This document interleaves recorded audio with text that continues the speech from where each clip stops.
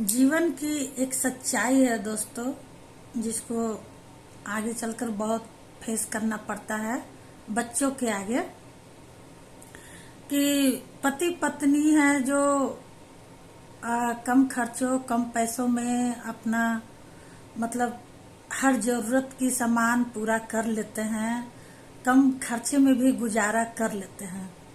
और जब बच्चे छोटे छोटे होते हैं ना, तो छोटे बच्चों को भी कम पैसे में पाल पोस लेते हैं, पालन पोषण कर लेते हैं किसी तरह से।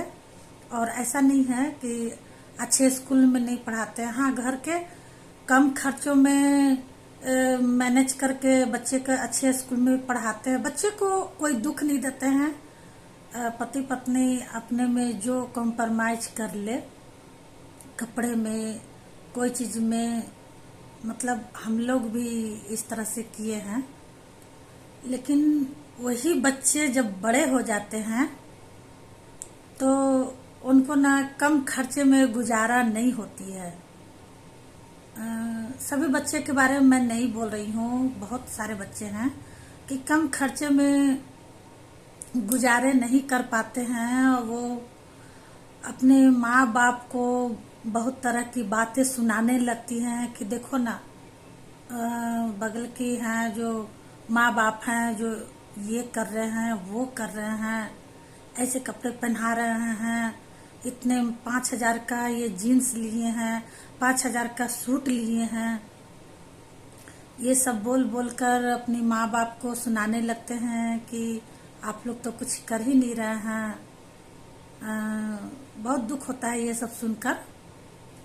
किसी किसी का मुंह से या तो आंख से भी देखती हूँ मैं, कितने बच्चे लोग ऐसे करते हैं। क्या किया है तुमने? मेरे परिवार में भी ऐसे से हैं बच्चे। तो मैं उन बच्चों से कहना चाहती हूँ कि जब आप बड़े हो जाओगे ना, तो जब ये सब चीज आपको फेस करना पड़ेगा ना, तो समझ में आएगा। तो उस समय आप बहुत पछताओगे। या वही पता है बच्चों, ये सीढ़ी लगा हुआ है कि अगर आप अपने माँ बाप को सुना रहे हो तो आगे चलकर आपको भी सुनना पड़ेगा अपने बच्चों से।